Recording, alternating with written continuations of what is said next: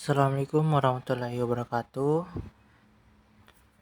Kami dari kelas 2K akan membuat proyek UTS yang berjudul kecerdasan buatan, yang materinya itu berisi yang pertama breadth first search, yang kedua deep research, yang ketiga generate and test, yang keempat hill climbing, yang kelima great beast research, yang keenam Astar.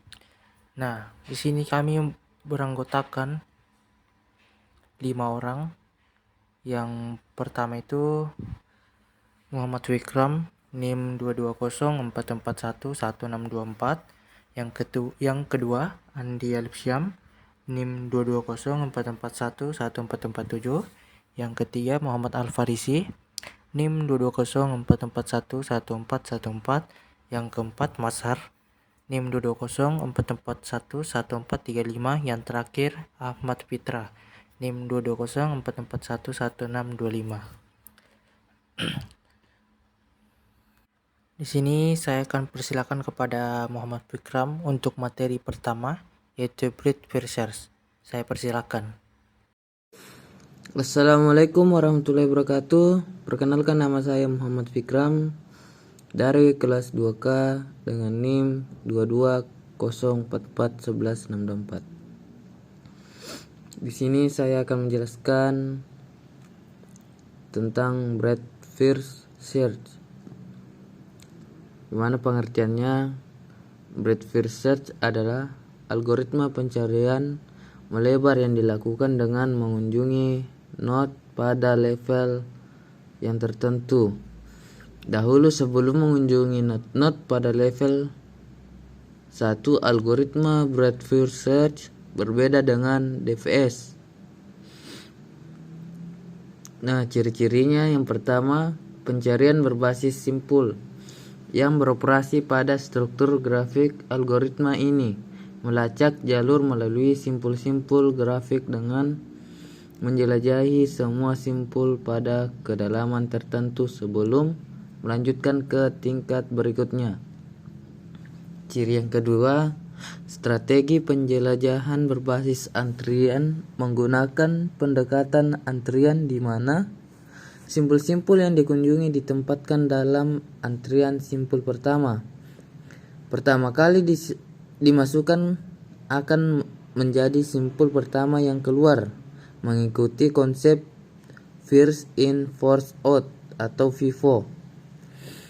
Ciri-ciri yang ketiga, penjelajahan secara lebar menuju bahwa breadth first search menjelajahi grafik secara lebar, yaitu menjelajahi semua simpul pada tingkat yang sama sebelum melanjutkan ke tingkat berikutnya.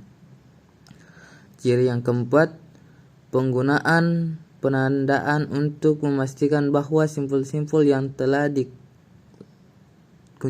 tidak dikunjungi lagi. BFS atau breadth first search menggunakan penandaan marking pada simpul-simpul yang telah dikunjungi. Nah, selanjutnya contoh penyelesaian kasus BFS atau breadth first search. Dalam upaya memperjelas pemahaman berikut ini contoh grafik yang akan digunakan untuk melintasi algoritma breadth first search. Nah, berikutnya pada node A dapat dianggap sebagai node akar dan masuk ke dalam antrian. Kedua, selanjutnya ekstrak node A dari antrian awal dan masukkan node anak cabang A yaitu node B dan C. 3. Setelah itu dapat dilihat antrian tidak kosong dan memiliki node B dan node C. Node B merupakan simpul pertama dalam antrian. Oleh karena itu harus diekstrak dan kemudian dimasukkan node anak dari B yaitu node D dan node E. Nah, selanjutnya yang terakhir, ulangi kembali langkah ini hingga antrian kosong. Adapun hal-hal yang perlu diperhatikan adalah bahwa node yang sudah dikunjungi tidak dapat ditambah lagi ke dalam antrian. Hal tersebut dikarenakan not hanya dapat dilewati satu kali. Nah, itulah tadi penjelasan dari saya, Breadfirst Search. Saya akhiri. Assalamualaikum warahmatullahi wabarakatuh. Assalamualaikum warahmatullahi wabarakatuh. Perkenalkan, nama saya Andi Alfsyam, NIM 22044114447. Di sini saya akan melanjutkan materi yang kedua dan ketiga, yaitu Deep First Search dan Generate and Test. Materi yang saya bawakan pertama adalah Deep First Search. Jadi pengertian Deep First Search adalah algoritma pencarian mendalam yang dimulai dari node awal, dilanjutkan dengan hanya mengunjungi node anak paling kiri pada tingkat selanjutnya. Nah, adapun ciri-cirinya, yang pertama itu pencarian ke dalam yang menjelajahi simpul secara mendalam ke dalam struktur graph sebelum menelusuri simpul lainnya. Yang kedua, menggunakan tumpukan atau stack untuk melacak simpul yang sedang dijelajahi. Yang ketiga, algoritma DVS sering diimplementasikan secara rekursif. Dalam implementasi rekursif, setiap panggilan rekursif menggantikan penggunaan tumpukan secara eksplisit. Nah, yang keempat itu saat mencapai simbol buntu, simbol tanpa anak yang belum dijelajahi dalam jalur tertentu, algoritma akan mundur ke simpul sebelumnya untuk mengeksplorasi jalur lain. Proses ini disebut backtracking. Nah, ciri-ciri yang terakhir itu banyak digunakan dalam berbagai masalah, termasuk pencarian jalur dalam graf, penelusuran struktur data seperti pohon dan grafik, perhitungan komponen terhubung atau mapping, dan lain sebagainya. Nah, adapun contoh penyelesaian kasus DVS. Nah, berikut ini adalah urutan algoritmanya. Seperti gambar di samping itu menunjukkan bahwa masukkan simbol root ke dalam tumpukan dengan push, ambil dan simpan isi elemen atau berupa simbol pohon dari tumpukan teratas. Yang ketiga itu hapus isi stack teratas dengan prosedur pop. Yang keempat, periksa apakah simbol pohon yang disimpan tadi memiliki anak simpul. Yang kelima, jika ya, push semua anak simpul yang dibangkitkan ke dalam stack. Yang kelima, jika tumpukan kosong berhenti, tapi jika tidak kembali ke langkah kedua. Nah, oke, lanjut ke generate and test. Nah, generate and test itu ada pengertian dan ciri-cirinya ya. Yang pertama itu pengertian generate and test merupakan strategi yang sangat sederhana dengan pola teruslah tebak, just guessing, kemungkinan solusi yang ada. Jika sudah, maka akan dilakukan percobaan atau tes untuk membuktikan, sehingga strategi ini hanya dapat diimplementasikan pada masalah sederhana, dan jika dipakai untuk masalah kompleks maka akan memakan banyak waktu dengan spek memori. Nah, adapun ciri-cirinya itu, metode yang pertama itu adalah menghasilkan semua kemungkinan solusi yang mungkin. Ini dibuat berdasarkan suatu aturan atau struktur tertentu dan dapat dibentuk dengan menggunakan pendekatan berbasis pemrograman logika atau pendekatan berbasis kombinatorial. Nah, yang kedua itu adalah menguji setiap solusi yang dihasilkan untuk melihat apakah memenuhi persyaratan atau kriteria tertentu. Yang ketiga itu sederhana dan serbaguna, meskipun generate and test tidak selalu merupakan pendekatan yang paling efisien. Ia mudah dipahami dan seringkali dapat digunakan untuk berbagai jenis masalah. Nah, yang keempat itu iteratif jika solusi yang dihasilkan tidak memenuhi kriteria atau persyaratan yang ditentukan. Proses generate and test akan berulang kembali untuk mencari solusi baru. Nah, adapun contoh penyelesaian kasus generate and test. Yang tahap pertama itu kita akan menghasilkan sebuah bilangan ganjil dari suatu rentangan angka tertentu. Misalnya, kita ingin mencari bilangan ganjil dari antara 1 sampai angka 20. Nah, pertama itu solusi generasi. Nah, dari angka 1 sampai 20 kita memilih atau menulis angka yang bersifat ganjil. Misalkan yang pertama itu adalah 1, 3, 5, 7, 9, 11, 13, 15, 17, dan 19. Nah, itu kalau selanjutnya itu kita cari yang bisa dibagi oleh angka 3. Misalkan nomor 9 bisa dibagi habis oleh angka 3. Nah, kita cari dari angka 1 sampai 20 yang mana bisa dibagi habis oleh angka 3. Nah, sudah ada di materi dalam ini, ada 3 angka, yaitu 3, 9, dan 15. Itu adalah solusi dari masalah generate and test. dari 3 bilangan ganjil itu tersebut adalah proses uji selesai. Nah, sekian dari saya. Untuk materi selanjutnya saya silakan kepada teman saya yang selanjutnya. Terima kasih. Materi yang keempat yaitu Hill-Climbing. Hill-climbing merupakan metode generate dan tes yang diargumentasi dari fungsi heuristik yang mengukur tingkat kedekatan dari suatu stage ke goal stage. Ciri-cirinya yaitu ciri-ciri yang pertama, metode pencarian lokal yang fokus pada eksplorasi wilayah sekitar solusi saat ini. Yang kedua, Hill-climbing berusaha untuk menemukan satu solusi terbaik yang dapat ditemukan dalam lingkungan sekitarnya. Yang ketiga, Hill-climbing merupakan fungsi evaluasi dalam kurung juga dikenal sebagai fungsi tujuan atau fungsi heuristik yang memberikan penilaian atas kualitas solusi. Yang keempat, proses Hill-climbing dilakukan dalam langkah-langkah kecil dan inkremental. Yang kelima, Hill-climbing sering digunakan sebagai bagian dari algoritma pencarian heuristik yang lebih kompleks seperti simulated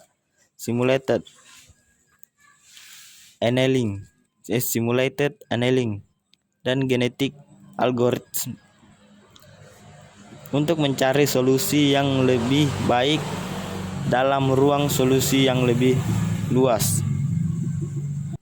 Contoh penyelesaian kasus Hill-climbing: mencari nilai maksimum fungsi x, fungsi f dalam kurung x sama dengan minus s x 2 ditambah 6x dikurang 5. Yang pertama, pilih titik awal acak di dalam domain fungsi. Misalnya, kita memilih x sama dengan 2 sebagai titik awal solusi awal, yaitu x sama dengan 2, f dalam kurung 2 sama dengan minus 2 ditambah 6 dikali 2 dikurang 5 sama dengan minus 1.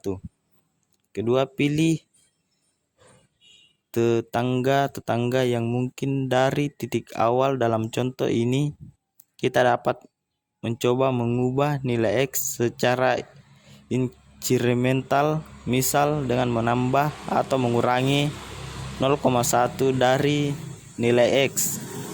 Solusi tetangga: x sama dengan 2,1, f dalam kurung 2,1 sama dengan minus 2,1, 2 ditambah 6 kali 2,1 dikurang 5 sama dengan minus 0,79.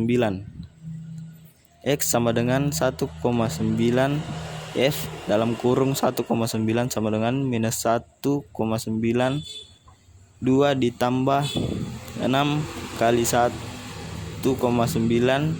kurang 5 sama dengan minus 1,11. Yang ketiga, evaluasi fungsi pada setiap titik tetangga untuk menentukan nilai maksimum solusi evaluasi. X 2,1, f dalam kurung 2,1 sama dengan minus 0,79 lebih baik daripada solusi awal. X sama dengan 1,9, f dalam kurung 1,9 sama dengan minus 1,11, tidak lebih baik daripada solusi awal. Yang keempat, pilih tetangga dengan nilai maksimum dan buat titik tersebut sebagai titik awal untuk interaksi berikutnya. Solusi baru: x sama dengan 2,1, f dalam kurung 2,1 sama dengan minus 0,79. Yang kelima, ulangi langkah-langkah 2 hingga 4 sampai tidak ada tetangga yang baik daripada titik awal. Materi yang kelima yaitu Greedy-based first search. Pengertian greedy-based first search adalah algoritma pencarian graf yang berfokus pada memilih simpul berdasarkan nilai heuristik yang paling menguntungkan. Algoritma ini mencari jalur menuju tujuan dengan menggunakan fungsi heuristik untuk mengevaluasi simpul dan memilih simpul yang paling menjanjikan. Ciri-ciri greedy-based first search: menggunakan fungsi heuristik untuk menilai setiap simpul dalam graf berdasarkan seberapa dekat simpul tersebut dengan tujuan akhir. Yang kedua, mengutamakan simpul dengan nilai heuristik terendah dalam proses ekspansi. Simpul yang memiliki estimasi biaya paling rendah akan lebih dulu untuk dieksplorasi. Yang ketiga yaitu greedy-based first search, termasuk dalam kategori pencarian terbimbing karena menggunakan informasi tentang jarak atau perkiraan ke tujuan. Yang keempat yaitu kualitas heuristik memiliki dampak besar pada kinerja greedy-based first search. Heuristik yang baik dapat membantu mengarahkan pencarian ke jalur yang menguntungkan dan mempercepat konvergensi menuju solusi optimal. Contoh penyelesaian kasus greedy-based first search. Kita ingin mencari jalur terpendek dari simpul A ke simpul tujuan F. Yang pertama yaitu mulailah dari simpul awal atau A. Jalur ini A heuristik simpul A ke F dalam kurung jarak garis lurus balas kurung bagi H dalam kurung A balas kurung sama dengan 6. Yang kedua, ekspansi simpul A mencari tetangga yang paling menjanjikan berdasarkan nilai heuristik simpul tetangga A adalah B dan C. Heuristik dari simpul B ke F dalam kurung jarak garis lurus balas kurung H dalam kurung B sama dengan 5. Heuristik dari simpul C ke F dalam kurung garis lurus bagi H dalam kurung C sama dengan 4. Dalam greedy-based first search kita akan memilih simpul dengan nilai heuristik terendah yaitu simpul C. Jalur saat ini A sama dengan C, heuristik dari simpul C ke F dalam kurung jarak garis lurus balas kurung bagi H dalam kurung C sama dengan 4. Yang keempat yaitu ekspansi simpul C untuk mencari tetangga yang paling menjanjikan berdasarkan nilai heuristik simpul tetangga C adalah 3 dan D. Heuristik dari simpul 3 ke F bagi H dalam kurung 3 sama dengan 1. Heuristik dari simpul D ke F jarak garis lurus bagi H dalam kurung D sama dengan 3. Kali ini kita akan memilih simpul 3 karena memiliki nilai heuristik terendah. Jalur saat ini dengan A C sampai 3. Heuristik dari simpul 3 ke F dalam kurung garis lurus bagi H 3 sama dengan 1. Yang keempat yaitu ekspansi simpul 3 untuk mencari tetangga yang paling menjanjikan berdasarkan nilai heuristik. Simpul tetangga 3 adalah C dan F. Heuristik dari simpul C ke F dalam kurung garis lurus bagi H dalam kurung C sama dengan 4. Heuristik dari simpul F ke F dalam kurung garis lurus bagi H dalam kurung F sama dengan 0. Kali ini kita akan memilih simpul F karena merupakan simpul tujuan jalur saat ini. A, C, 3, F. Heuristik dari simpul F ke F jarak garis lurus bagi H dalam kurung F sama dengan 0. Yang kelima yaitu karena kita telah mencapai simpul tujuan F, jalur yang ditemukan dengan greedy-based first search adalah A, C, 3, F. Jalur ini merupakan jalur terpendek dari simpul A ke simpul tujuan F dalam graf. Assalamualaikum warahmatullahi wabarakatuh. Perkenalkan, nama saya Ahmad Fitra, NIM 22044411625, kelas 2K. Saya akan melanjutkan materi yang ke-6, yaitu ASTAR. Pengertian ASTAR adalah salah satu algoritma pencarian graf yang digunakan untuk menemukan jalur terpendek antara dua simpul dalam graf. Algoritma ini menggabungkan pencarian informasi terarah atau Informative Search dari Greedy Best First Search dengan pencarian yang optimal dari Dijkstra's algorithm. Lanjut ciri-ciri. Yang pertama itu algoritma Astar menggunakan fungsi heuristik untuk memperkirakan biaya atau jarak yang tersisa dari simpul saat ini ke simpul tujuan. Ciri-ciri Astar yang kedua, menghitung fungsi evaluasi Fn untuk setiap simpul yang dieksplorasi. Fungsi evaluasi Fn adalah jumlah biaya aktual dari titik awal ke simpul N, G dalam kurung N, ditambah dengan estimasi biaya dari simpul N ke simpul tujuan dalam kurung H, N secara matematis. Fn sama dengan Gn tambah Hn. Ciri-ciri Astar yang ketiga termasuk dalam kategori pencarian terarah karena menggunakan informasi heuristik untuk memandu ekspansi simpul. Informasi ini membantu algoritma mengarahkan pencarian menuju jalur yang lebih menjanjikan, sehingga meminimalkan jumlah simpul yang harus dieksplorasi. Ciri yang keempat, Astar memerlukan penggunaan memori yang cukup besar karena perlu menyimpan semua simpul yang dieksplorasi dalam struktur data seperti priority queue. Cukup sekian dari saya. Assalamualaikum warahmatullahi wabarakatuh.